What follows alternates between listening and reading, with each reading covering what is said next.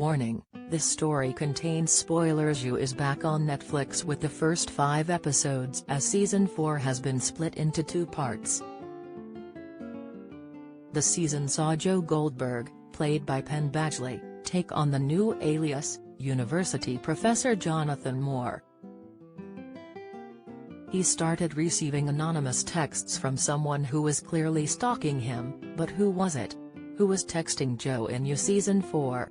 Joe had moved to London to start a new life after giving up on his latest love interest, Marianne Bellamy, Toddy Gabrielle. He had spotted his neighbor Kate, Charlotte Ritchie, who regularly attended the same college Joe worked at.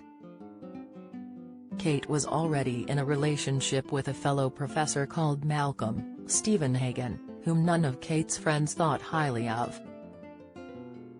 After a night out with Kate's friends, Joe found Malcolm's dead body on his dining table and he believed he had killed him. However, it later transpired someone was trying to set Joe up and expose him for being a serial killer. Joe started getting mysterious texts from an unknown source and he realized he was being followed. His stalker was taunting and blackmailing Joe, threatening to expose him after discovering his true identity. In the final episode, Kate and Joe, who she knew as Jonathan, had to try and dispose of Gemma's, Eve Austen, body. Kate had found her dead in her room and neither of them wanted people to believe they had killed her. Meanwhile, Kate's friend Roald Walker Burton, Ben Wiggins, who had a crush on Kate, was starting to resent Jonathan. He even attempted to shoot him whilst the pair were out hunting, but luckily Kate managed to stop him. However, once Roald had caught wind of Gemma's death and thought Jonathan was responsible, there was no holding him back. Roald was determined to kill Jonathan before an unexpected figure turned up in the woods, Rhys Montrose, Ed Speleers. Rhys was the only person Joe had felt a real connection to as they came from similar backgrounds. However, it transpired Rhys was behind the murders as he had a vendetta against the elite. It came to light that Rhys had been texting Joe all along, having found out about his history. He wanted Joe to kill Roald and then pin all of the murders on Roald so he could not defend himself.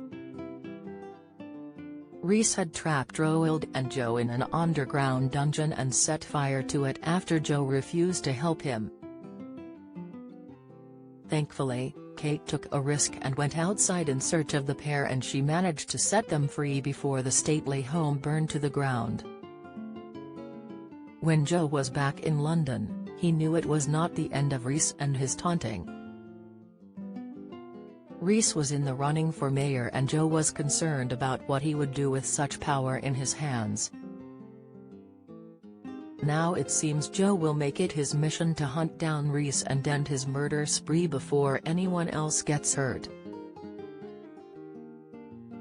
Could this be Joe's journey of redemption as he kills one more time for the greater good? He may not even need to kill Rhys, but simply find enough evidence to take to the police proving he was the murderer. Joe has already cooperated with the detectives and they are likely to listen to Joe if he can prove Rhys' guilt. Season 4 Part 1 is on Netflix now. Part 2 will air on March 9.